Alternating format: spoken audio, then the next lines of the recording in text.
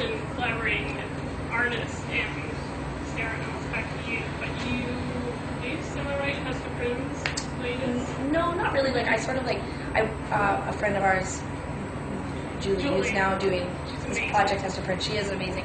But I happened to be living in New York at the time when she was making her record, so I definitely, they dubbed me Captain Hook.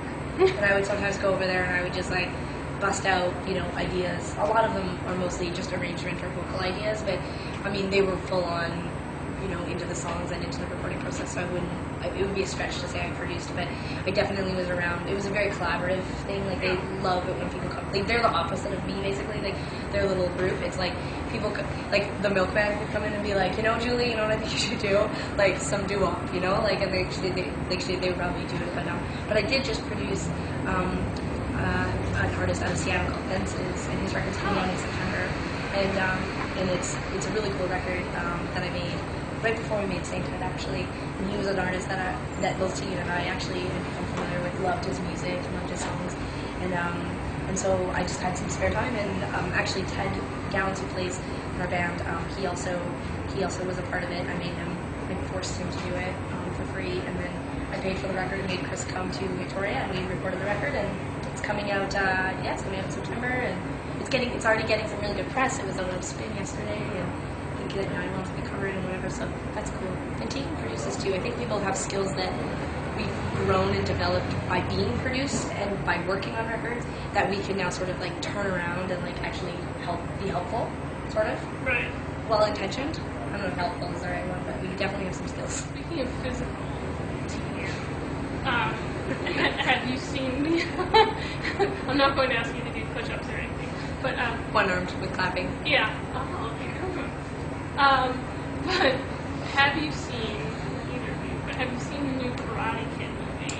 And could you explain why I made me ask this question? Well, I have not seen the new Karate Kid. I've seen all the old Karate Kids.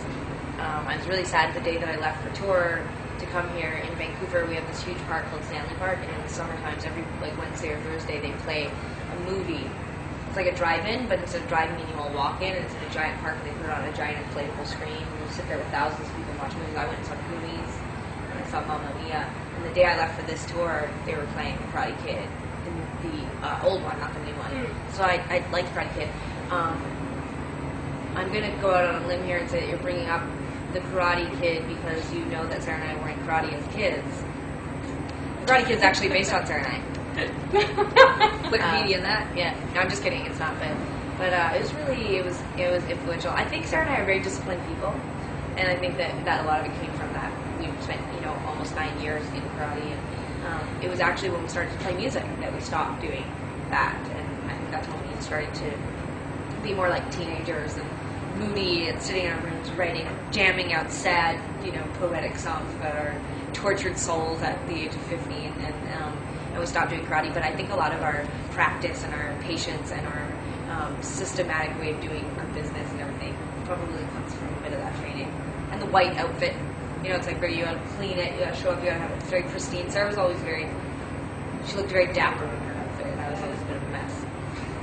That's true. There was something a little disheveled about you. Yeah, it's sort of our working etiquette. My songs are a little more messy, crazy, and fast, and Sara's like meticulous. Official, yeah, final collection. So can you just give a little insight to that? What makes it official? We have done vinyl for most of our albums.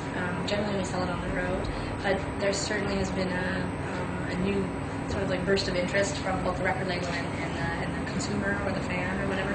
And so we have been talking about this actually for a couple of years, but we wanted to collect all of our records in one box set.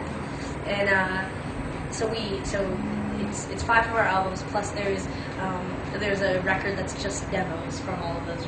It's 8 demos, dating back to 2004. Yeah, which is also no one has heard. Yeah. Plus, it's on vinyl, which is kind of neat. Yeah, and it's really pretty. Like our director that does like all of our album artwork and our T-shirts and did our book set or whatever at Emmy Story. She designed the box, so it's just really it's very for the disciplined karate masters. It's very clean.